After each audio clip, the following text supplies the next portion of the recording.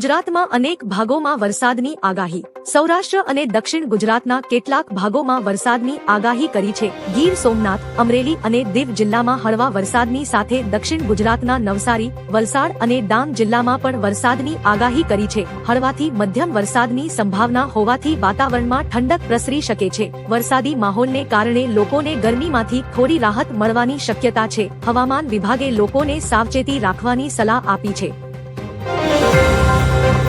પેટ્રોલના ભાવમાં 22 રૂપિયાનો ઘટાડો થશે. પેટ્રોલ ડીઝલના ભાવમાં વધારો થતા દિલ્હીમાં પેટ્રોલના ભાવ 99 પર પહોંચ્યો છે. આ મોંઘવારી વચ્ચે સીટીઆઈએ પીએમ મોદીને પત્ર લખીને ઇંધણને તાત્કાલિક જીએસટી હેઠળ લાવવાની માંગ કરી છે. દિલ્હીમાં પેટ્રોલની વાસ્તવિક કિંમત 66 છે, પરંતુ તેના પર 11.90 એક્સાઇઝ ડ્યુટી, 16 વેટ અને 4.5 ડીલર માર્જિન લાગે. જો જીએસટી લાગુ થશે તો આ તમામ ટેક્સ નાબૂદ થશે અને પેટ્રોલની કિંમતોમાં અંદાજે 22 રૂપિયાનો મોટો ઘટાડો થઈ શકે છે. ગુજરાતમાં ભારે ગરમી વચ્ચે વરસાદની આગાહી. રાજ્યમાં તાપમાનનો પારો 43 ડિગ્રીને પાર પહોંચતા ગરમી વધી છે, જેમાં 43 ડિગ્રી સાથે સુરેન્દ્રનગર સૌથી ગરમ રહ્યું છે. અમદાવાદમાં 43 તાપમાન નોંધાયું છે. ભેજવાળા પવનોને કારણે રાત્રે ભારે અકળામણ અનુભવાઈ રહી છે. હવામાન વિભાગે સૌરાષ્ટ્ર અને દક્ષિણ ગુજરાતના કેટલાક જિલ્લાઓમાં ગાજવીજ સાથે હળવા કમોસમી વરસાદની આગાહી કરી છે, જ્યારે આગામી દિવસોમાં આકાશ સાફ અને સૂકું રહેશે. બકરી ઈદની રજા અંગે મોટો નિર્ણય જાહેર. બંગાળના સીએમ સુવેન્દુ અધિકારીએ મમતા બેનર્જીના વધુ એક નિર્ણયને રદ કર્યો છે. તેમણે બકરી ઈદની રજા અંગે એક મોટો આદેશ જારી કર્યો છે.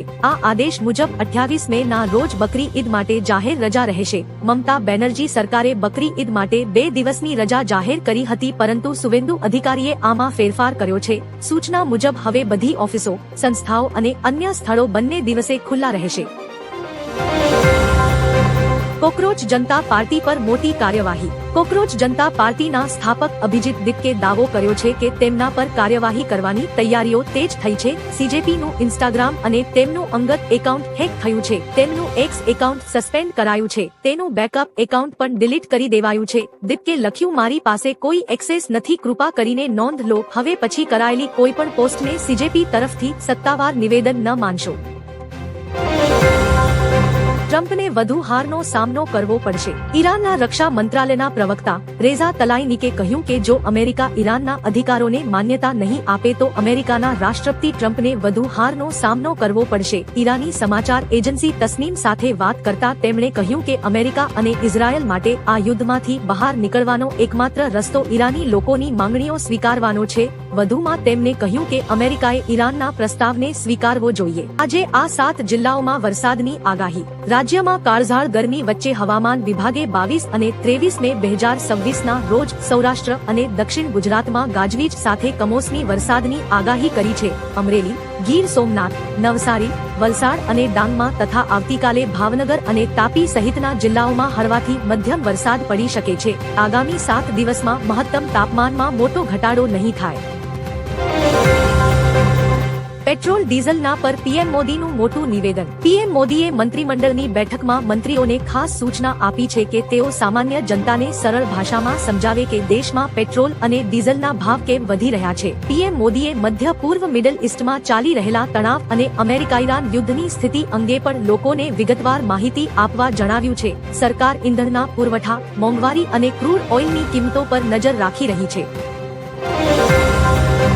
અંબાલાલ પટેલની લેટેસ્ટ આગાહી. રાજ્યમાં ચાલી રહેલી ભારે ગરમી અને ઉકળાટમાં હવે રાહત મળવાની સંભાવના છે. હવામાન નિષ્ણાત અંબાલાલ પટેલે આગાહી કરી છે કે આગામી દિવસોમાં ગુજરાતના અનેક વિસ્તારોમાં તાપમાનમાં ઘટાડો થશે. પ્રી મોન્સૂન પ્રવૃત્તિ વધવાથી વાતાવરણમાં ઠંડક પ્રસરશે. આજથી જ રાજ્યના કેટલાક ભાગોમાં હળવા અને છૂટાછવાયા વરસાદની શક્યતા છે. આજથી 24 મે દરમિયાન રાજ્યના અનેક ભાગોમાં વીજળીના કડાકા ભડાકા સાથે વરસાદ થવાની શક્યતા છે. મંત્રી પરિષદની બેઠકમાં પીએમ મોદીનું મોટું એલાન. પીએમ મોદીએ મંત્રી પરિષદની બેઠકની અધ્યક્ષતા કરી હતી. મોડી રાત સુધી ચાલેલી બેઠકમાં પીએમ મોદીએ મોટી જાહેરાત કરી અને કહ્યું કે સરકારી યોજનાઓનો લાભ લોકો સુધી સમયસર પહોંચવો જોઈએ. તેમણે એ પણ સ્પષ્ટ કર્યું કે કોઈ પણ સ્તરે ઢીલાશ સ્વીકારવામાં આવશે નહીં. ફાઇલો ઝડપથી આગળ વધવી જોઈએ. બિનજરૂરી ગડબડ ન થવી જોઈએ અને ઓછા સમયમાં વધુ કામ કરવું જોઈએ. બિનજરૂરી વિવાદમાં ન પડો. સૌરાષ્ટ્ર દક્ષિણ ગુજરાતમાં વરસાદની આગાહી. ગુજરાતમાં અસહ્ય ગરમી વચ્ચે હવામાન વિભાગે રાહતના સમાચાર આપ્યા છે. વેસ્ટર્ન ડિસ્ટર્બન્સ સક્રિય થતા આજે અને આવતીકાલે દરમિયાન સૌરાષ્ટ્ર અને દક્ષિણ ગુજરાતમાં ગાજવીજ સાથે હળવા વરસાદની આગાહી છે.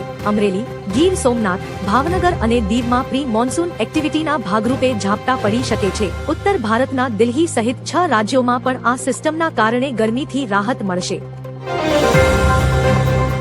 ચંદ્રયાન 3 ને અમેરિકામાં મળ્યું સર્વોચ્ચ સન્માન. American Institute of Aeronautics and Astronautics દ્વારા ઇસરોને તેના સફળ ચંદ્રયાન 3 મિશન માટે પ્રતિષ્ઠિત ગોડાર્ડ એસ્ટ્રોનોટિક્સ એવોર્ડ 2026 થી સન્માનિત કરવામાં આવ્યું છે. 23 ઓગસ્ટ 2023ના રોજ ચંદ્રની સપાટી પર સફળ સોફ્ટ લેન્ડિંગ કરીને ભારતે નવો ઇતિહાસ રચ્યો હતો. ચંદ્રના દક્ષિણ ધ્રુવ પર પહોંચનારો ભારત વિશ્વનો પ્રથમ દેશ બન્યો હતો, જેના કારણે વૈશ્વિક સ્તરે દેશનું ગૌરવ વધ્યું છે. ટીએમસીમાં ભડકો, 44 ધારાસભ્યો ગેરહાજર. પશ્ચિમ બંગાળ ચૂંટણીમાં પરાજય બાદ તૃણમૂલ કોંગ્રેસમાં ભડકો થયો છે. નવી ભાજપ સરકાર સામે મમતા બેનર્જીના ધરણા પ્રદર્શનમાં 80 માંથી 44 ધારાસભ્યો ગેરહાજર રહેતા આંતરિક વિખવાદ સપાટી પર આવ્યો છે. બીજી તરફ ઉત્તર 24 પરગણા જિલ્લાની કાચરાપાડા અને હલીશર નગરપાલિકાના 31 કાઉન્સિલરોએ સામૂહિક રાજીનામા આપતા રાજકારણ ગરમાયું છે. મોંઘવારીનો વધુ એક ડોઝ. પશ્ચિમ એશિયાના સંકટ અને વૈશ્વિક સપ્લાય ચેઇન ખોરવાઈ જવાને કારણે કેન્દ્ર સરકાર 384 આવશ્યક અને જીવનરક્ષક દવાઓના ભાવમાં ટૂંક સમયમાં આપાતકાલીન વધારો મંજૂર કરી શકે છે. એનપીપીએ, ફાર્મા વિભાગ અને વાણિજ્ય મંત્રાલય વચ્ચે ચર્ચા ચાલી રહી છે. એપીઆઈ અને કેમિકલ્સના ભાવમાં 200 થી 300% વધારો થતા એન્ટીબાયોટિક્સ, હાર્ટની દવાઓ, પેરાસિટામોલ, સ્ટેરોઇડ્સ અને વિટામિન સી જેવી દવાઓ મોંઘી થઈ શકે છે.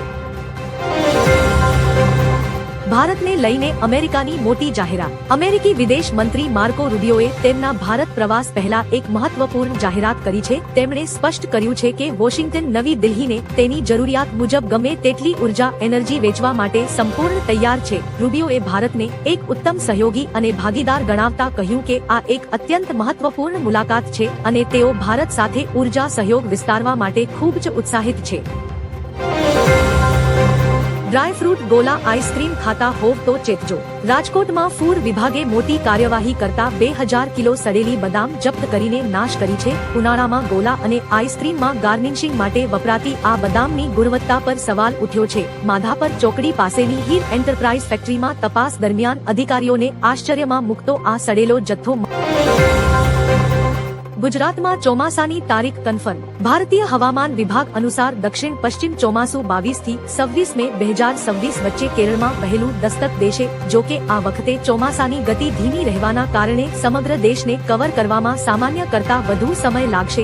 જૂનથી સપ્ટેમ્બર દરમિયાન વરસાદ 7 થી 14 દિવસ સુધી અટકી શકે છે. મહારાષ્ટ્રમાં 8 થી 15 જૂન અને ગુજરાતમાં ચોમાસું સામાન્ય કરતા થોડું મોડું એટલે કે 18 થી 25 જૂન વચ્ચે પહોંચવાની સંભાવના છે.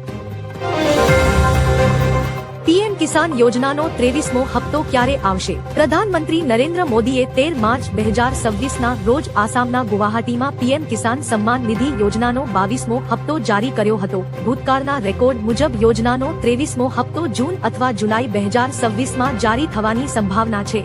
સરકારે હજુ સત્તાવાર તારીખ જાહેર કરી નથી. પીએમ કિસાન યોજના હેઠળ પાત્ર ખેડૂતોને દર 4 મહિને 2000નો હપ્તો ડીબીટી દ્વારા સીધો બેંક ખાતામાં જમા થાય છે.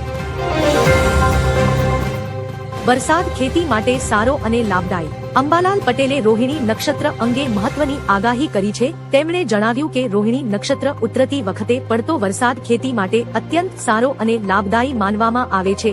રાજ્યમાં 1 જૂનથી 5 જૂન દરમિયાન વરસાદી માહોલ સર્જાઈ શકે છે. આ દરમિયાન કેટલાક વિસ્તારોમાં સારો વરસાદ પડવાની શક્યતા છે, જે ખેડૂતો માટે મોટી રાહત લાવી શકે છે. રાજ્ય સરકારનો મોટો નિર્ણય. મુખ્યમંત્રી ભૂપેન્દ્ર પટેલની અધ્યક્ષતામાં મળેલી રાજ્ય મંત્રીમંડળની બેઠકમાં અટલવાડી યોજનાને મંજૂરી આપવામાં આવી છે. આ યોજના માટે ચાલુ વર્ષે 60 કરોડની જોગવાઈ કરવામાં આવી છે. યોજના હેઠળ 2000 થી વધુ વસ્તીવાળા ગામોમાં 500 વ્યક્તિની ક્ષમતાવાળી અટલવાડીઓ બનાવવામાં આવશે. આમાં આર્ક શેડ, રસોડું, અલગ શૌચાલય અને પીવાના પાણીની વ્યવસ્થા રહેશે. લગ્ન પ્રસંગ અને સામાજિક કાર્યક્રમો માટે સુવિધા મળશે.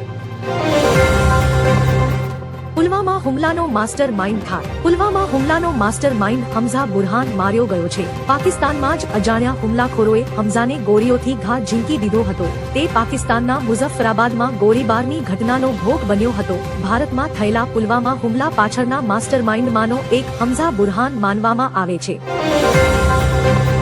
વન નેશન વન ઇલેક્શન અંગે જેપીસીની બેઠક. દેશમાં વન નેશન વન ઇલેક્શન મુદ્દે જેપીસી જોઈન્ટ પાર્લામેન્ટરી કમિટીના સભ્યોની વિવિધ રાજકીય પક્ષો સાથે એક મહત્વપૂર્ણ બેઠક યોજાવા જઈ રહી છે. આ સમિતિના સભ્યો ગાંધીનગરની ગિફ્ટ સિટી ક્લબ ખાતે ગુજરાતના મુખ્યમંત્રી અને ધારાસભ્યો સાથે ખાસ મિટિંગ કરશે. આ પ્રક્રિયા અંતર્ગત આગામી ચૂંટણીઓ એકસાથે યોજવા અંગે રાજકીય પક્ષોના અભિપ્રાય લેવા માટેનું સંપૂર્ણ શેડ્યુલ જાહેર કરવામાં આવ્યું છે.